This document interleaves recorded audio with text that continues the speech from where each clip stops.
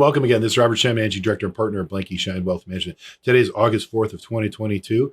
And let's talk about the headlines that are moving markets. First off, earnings. Let's give an earnings update. Right now, as the second quarter earnings estimates and reports are coming out from all corporations, we're about a plus 8.6% in terms of growth of the S&P 500 in aggregate earnings growth. So we're getting earnings growth, and that's positive. On the heels of the first quarter earnings growth, again, just over that number. So we've got solid quality earnings growth. Corporations are able to make money, even though the GDP 2 quarters back to back are negative. So the question is, have consumers not pulled in the reins based upon what the Federal Reserve has done with interest rates rising? Therefore, the consumer later on this year will slow their spending, and that'll slow down their earnings moving forward, because we haven't seen an earnings recession. We're seeing a GDP recession, slowing in growth of the economy.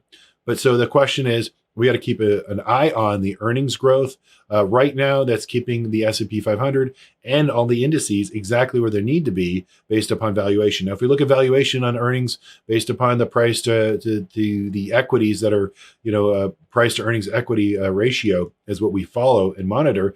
We're below the 5-year average of 17%. We're under 16%, 16 times earnings, if you will. Is better way to read that, which is good. It's a solid valuation. Some sectors of the economy, like tech, are still higher. They're in the 20s to high 20s, depending upon what you're looking at in terms of the big techs, and some are way below even a 10 PE. And so there's tremendous value, as we're finding for our clients in this marketplace, especially anything under the long-term average of even 16 on the price to earnings ratio for the S&P 500. So we're finding value. We're putting money to work. We're playing defense. We're finding dividend growth is working consistently. But at the same time, we're paying attention to earnings, because that's what drives stock prices going forward. Now, also, that being said, it's all about jobs, jobs, jobs. Today's, initial claims, 260, no surprises. Market took it in stride, which is good. But tomorrow's non-farm payroll number is the number that could basically either make or break whether we continue the July rally into August and continue in August right now, or we basically give a lot of the July, market rally back. And the reason why that could be, what we're going to be looking for, is the wages. Is there wage inflation in that job number? And so tomorrow's a big number for as it relates to that, and we're positioned one way or another properly, as best as possible for our clients, with some cash and some balance and diversification. So we're paying attention to big economic reports and how the economy is doing, as well as earnings, and those two are sort of squarely on our dashboard. Now, that being said, everything else. We also had big news geopolitically this week with Speaker of the House Nancy Pelosi, taking a trip over to China on the heels of the passing of the $52 billion CHIPS Act that Congress actually passed. Now, why is that significant? What's important about that? Well, she was dancing around the issue, or the White House was dancing around the issue earlier this week, saying she would, she wouldn't, maybe, maybe not. Well, we all know that she actually did touch down in Taiwan. That's not insignificant by any stretch of the imagination. That's a show of force of the United States. So it's almost like we're flexing and saying, hey, listen, we stand with Taiwan, is exactly what they said and she said. And that's important, because Taiwan is not only a huge trading hub, but if you look at chips, like we had the CHIPS Act, they control a lot of not only the manufacturing, but the distribution.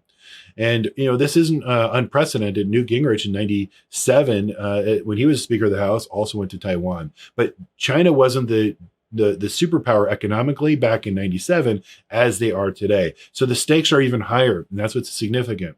Now, in response, China is now basically flexing their muscle. They're doing some missile maneuvers. They're doing some positioning in the straits over there, in the Taiwan Straits, to basically show a sign of force reaction to what we did in the United States, which was, stand with China.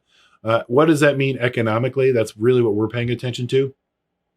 Well, as a major port, you're thinking about the supply chain, and that's going to add disruption, because the ports, if you will, and the straits are shut down. In fact, China has even said that they're doing maneuvers right now to shut the shipping channels down. Therefore, the shipping times are going to get larger. It's also going to add more supply chain disruptions on the heels of what we've been experiencing over the last, 2.5, 3 years now. So if this story gets bigger, we're monitoring it, then we're going to see increasing inflation or shortages on the shelves. And then corporations can't continue to make as much because they're not having the goods and services delivered from over there to over here. And then, if you think about it, consumers can't consume. So all of this is a factor. So it's a weekly, headline this week. If it persists into something larger, it does have an impact on earnings. Therefore, we're paying attention to it. So we just want to bring it to the forefront of what the actual implications mean if this gets out of hand. And again, we're positioned for a balanced and diversified approach for our clients. And we also have cash on the sideline. So if huge opportunities come our way as it relates to geopolitical sort of discord, if you will, and things get out of hand, whether it's China today or something in Europe tomorrow, that's our job, is to keep these things on our dashboard and be ready on the spot to take advantage of it for our clients. So that's our update for today. Thanks for watching, and we'll see you again next time.